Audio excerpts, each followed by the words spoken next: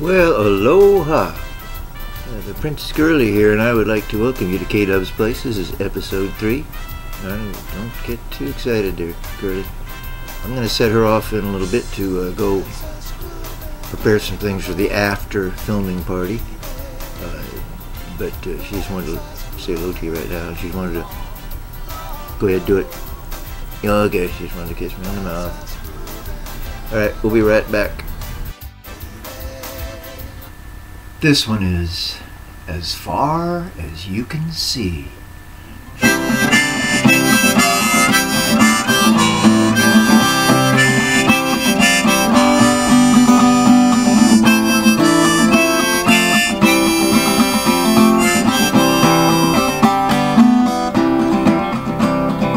Last one's gone and the clock's all have stopped.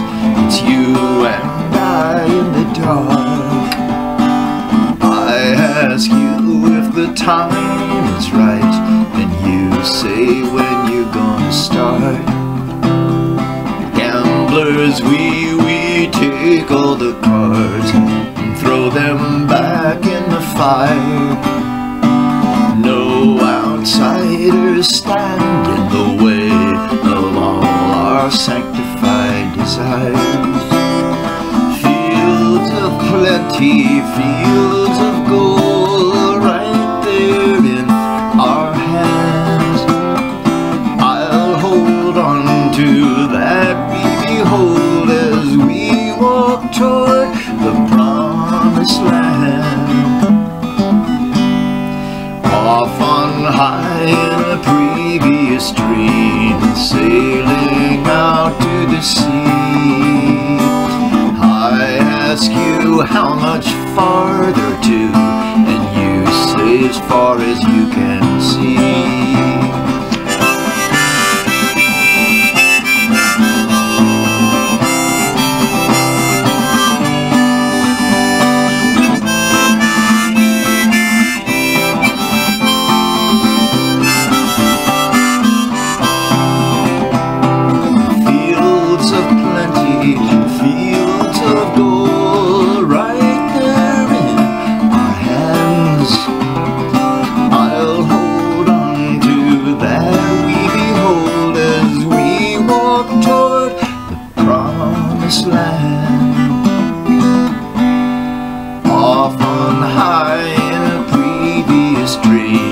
Sailing out to the sea.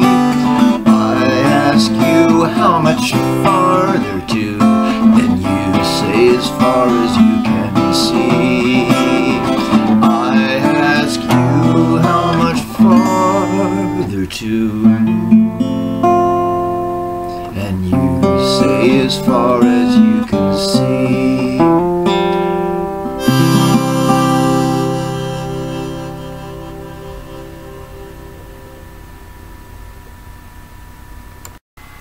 Well, alright, welcome back. You were just listening to a new song that Kenny Wilson was performing out at the old Zen Tone Music and Arts Center out there on the edge of town. Tonight, we're going to have another reading from the book entitled It Seemed Like a Good Idea at the Time, The Real Life Antics of a 20th Century Kid. This story from the book, it's my favorite LSD story. Okay. This next one I had to save for last because it's just that good. There are many more episodes that I could relate in order to get more cheap laughs through the description of hallucinatory experiences, but for now we'll cap it off with this.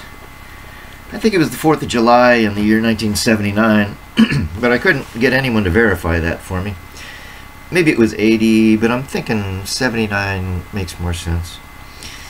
Anyway, my friend Richard Spaulding, who I had had many an adventure with in our high school days, had set up a gig for the current Zen Tone lineup, which consisted of Barry on the bass, Rusty on the electric guitar, Paul on the drums, and myself. We were going to play at an outdoor gathering at some apartment complex on Bogart Avenue in western Alexandria, where Richard was living at the time. It was fairly early in the day, so we figured we could hang out and party a bit after it was over. As we were setting up, out of nowhere, a big storm started approaching. And before it started pouring all over everyone, the organizers decided that it had to be canceled. I think they were willing to pay us anyway, but I'm not sure about that at the moment. So we started to pack our equipment back up and figured we'd go over to Rusty's and get a real party going.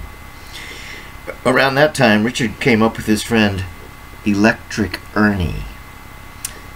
Yeah, that's what I thought too. And naturally, Ernie had a sheet of acid that he was willing to turn us on to.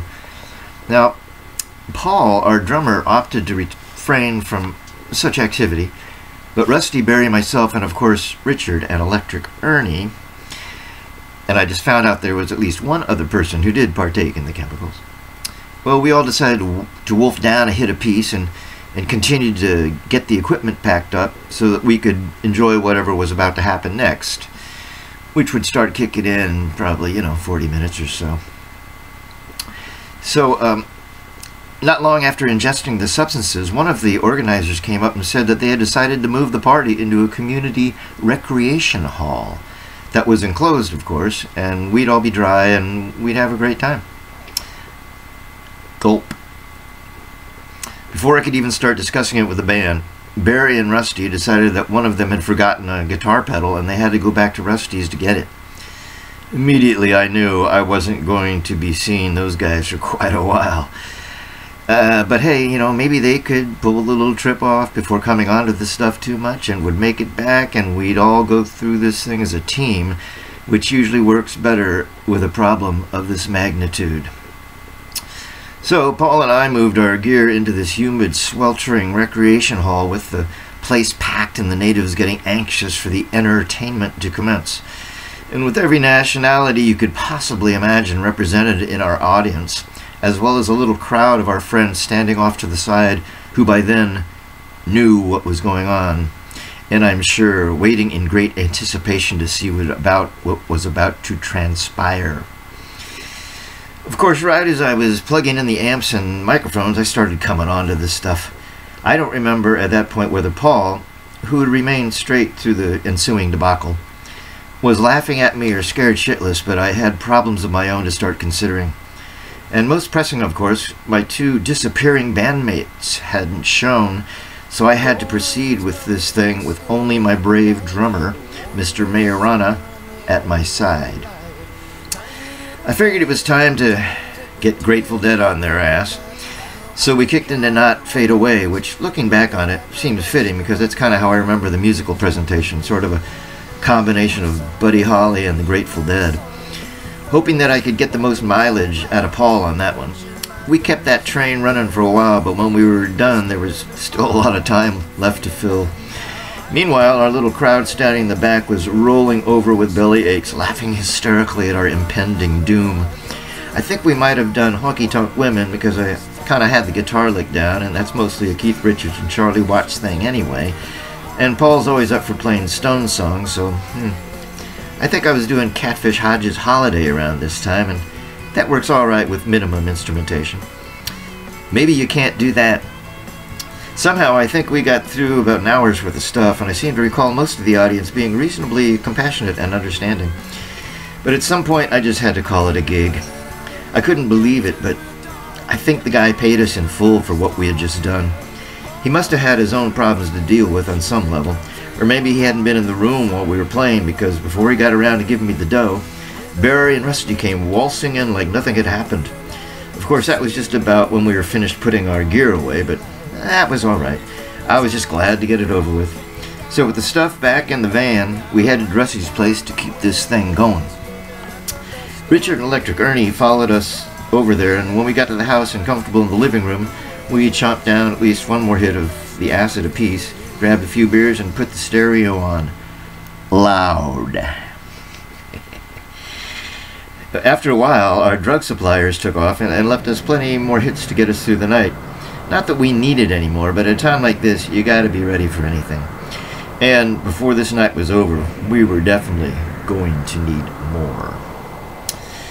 Something I wasn't aware of at the time was that Barry and his girlfriend Alice hadn't been seeing each other much lately, and that really bothered our bass player. Of course, I could see losing Alice would bother anyone in their right mind. The problem at the time was that we weren't exactly in our right minds. And once Barry started focusing on the problem, well, the boil began to fester. And to make our future even a little more uncertain, Barry was aware that she was over at her house right as we were discussing all of this, entertaining a gentleman guest and preparing dinner for him. Well, all of a sudden that boil broke wide open, and our emotionally disturbed friend started looking for his car keys. Rusty and I did the best to talk the old boy down, but that day it just wasn't happening. Unfortunately, we found those, or unfortunately he found those car keys and started heading for the door. Even if Rusty and I hadn't made an attempt to tackle him and tie him up, well, if you know us and you know Barry, you wouldn't even contemplate that such an irresponsible move would be a wise one. So there really was no recourse but to follow him to his rendezvous with destiny. The three of us hopped in his old Cadillac convertible and sped off towards North Arlington. I'm not sure what Rusty and I thought we would accomplish by tagging along, but I guess if the cops had to enter the picture, maybe we could talk them down from shooting him, because there's no way that a couple of them would overpower him and put the handcuffs on our boy now. Plus, the weather had become beautiful while we were sitting in the living room, so riding around in a Cadillac convertible seemed like a good idea anyway. When we were pulling up to her house, I remember thinking of the bull in the china shop and hoping that wasn't going to play itself out here. I think he pulled the car over the curb, turned off the engine, and started heading toward the front door. Just on common reflex, Rusty and I bolted after him. Without ringing the bell or knocking on the door, he stormed in, with his red-headed, skinny bodyguards falling in behind. We followed our hero into the kitchen, where there stood lovely Alice and her yuppie dinner guest. Whatever it was, it sure smelled good. It didn't look like Barry was going to pummel the guy right away, so we backed off and went outside. As I was going out the door, I heard Alice demanding to know what he thought he was doing. I don't know where Rusty went, but remember, we were all tripping our brains out while this drama was taking place, so it could have been anywhere. Me, I guess I thought someone should stay with the car in case the police came by and wanted to know why it was parked over the curb like it was. Of course, I hadn't come up with an explanation for that, but I figured something would come to mind if needed.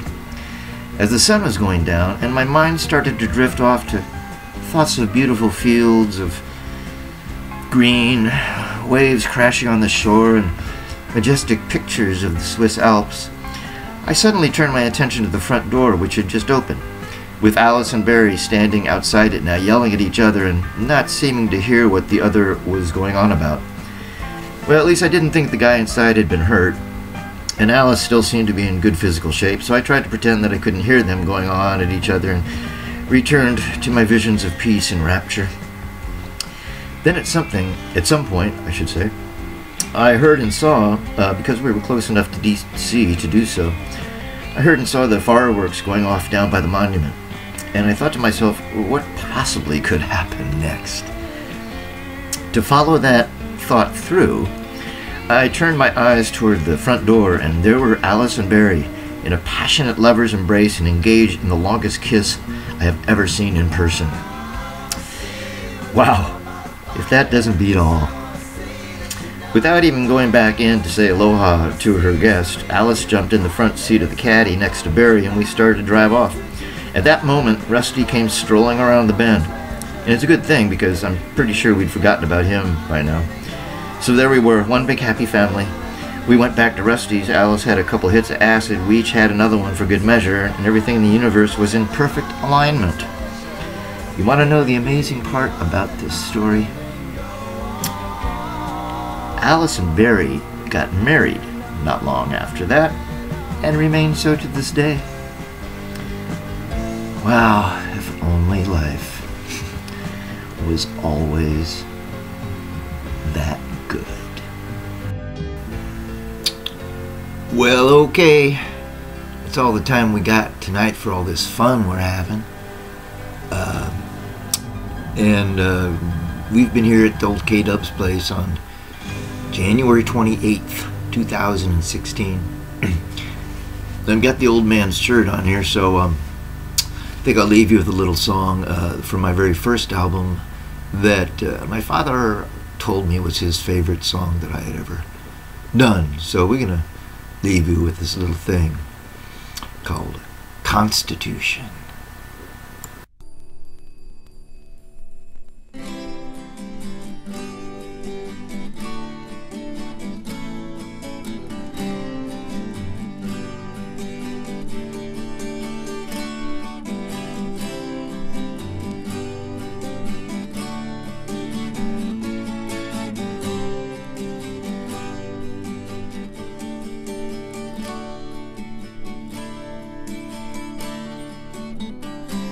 Back in the days of the river and the tree, back in the days of the sea, Western man watched the ways of the new land, waiting for men to be free, marching along to the sound of ideas, making a stand in their mind, tearing apart all the barriers to liberty in America.